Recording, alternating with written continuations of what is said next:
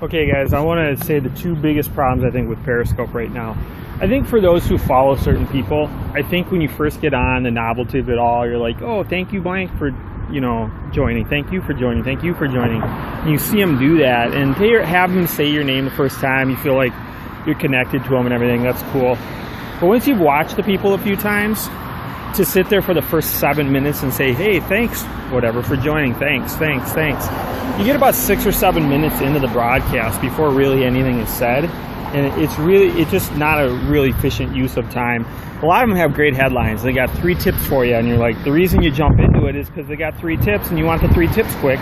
And they're sitting there for 5, 6, 7, 8 minutes talking about hearts and everything else. I think that novelty is going to have to go away at some point.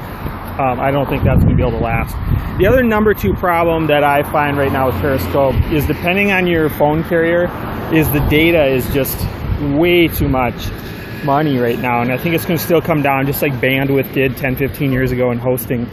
But I mean, you can drop $200 a month for a phone bill just because of all this data that it uses up. So I think the CEO one time said, if you're just doing a still shot just like that where it's not moving very much, it doesn't take up very much data. But if you're moving around constantly like this, then it does take up a lot of data. So that's something to keep in mind. It makes me wonder if, if I just show you a picture of my face the whole time versus this, it might actually take up less data. I don't know, I haven't tested it yet.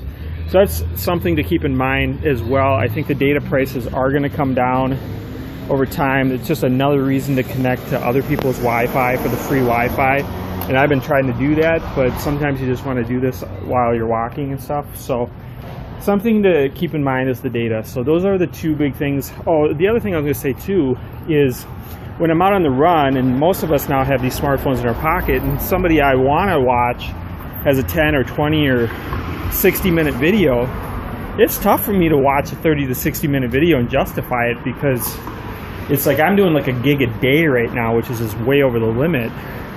And so, I mean, I really want to just, even more than ever, not even just my time, but for my money on the data, I just want some information in 3 to 5 minutes. They can do another one in a couple hours, that's fine. Even in another half an hour, they do kind of need to get to the point, because the data is kind of getting expensive these days. And I do think it's going to come down, so I don't think it's going to be a big deal. I've been around the internet for about 20 years, and I can remember the hosting back in the day. And I'm totally guessing that the bandwidth is 1,000 times or 10,000 times cheaper than it was like 15, 20 years ago. So for those who haven't been around the internet for 15, 20 years, I'm just letting you know, just like the hosting, this data plans, there'll be so much competition that eventually it'll be unlimited. It'll be true unlimited. Or actually what'll happen even before that is we're already getting to the